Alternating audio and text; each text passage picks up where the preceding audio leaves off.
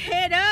น้องสาวสอนยังพักข้างเงิน ผักขาวทอง พักข้าวทองเป็นว่ากินดีเลยสิกิน โอ้ เบิ่ง แย่ดีเจ็บท้องดี everything เอาว่าน้องให้สิออก เป็นประยุกต์ปัญญา คนลาวเขาก็ฮู้เนาะผู้ใดก็ฮู้ว่าผักขาวทองเขาว่า จะมีประโยช เขา น์ จะว่าอย่างต้นบัวบกบ่แม่นว่ะ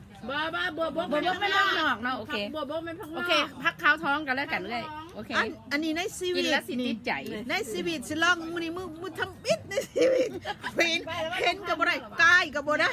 แล่นปุ๊บจะ ข่อย แล่น ฮู้ยายข่อยฮู้ เสียเบิ่ง แต่คันเจ้ากินแล้วจะน่ะเจ้าเฮ็ดก้อยป่าเจ้าสิว่าโอ้ซื้อผักขาวทองมาแด่ยายเนาะ แม่นบ่ กินกับก้อยปลาบ่ลาบไม่หยังขนาดเพิ่นว่าเขาปุ้น everything เอ้ยเจ้ากินได้ ให้กินกับตำหุงแม่นบ่จังได้ก่อนให้กินกับตำหุงเด้อจังได้ก่อนเด้อขน้อยสิลองเชื่อทำ ยามลงไป กัน เล อยู่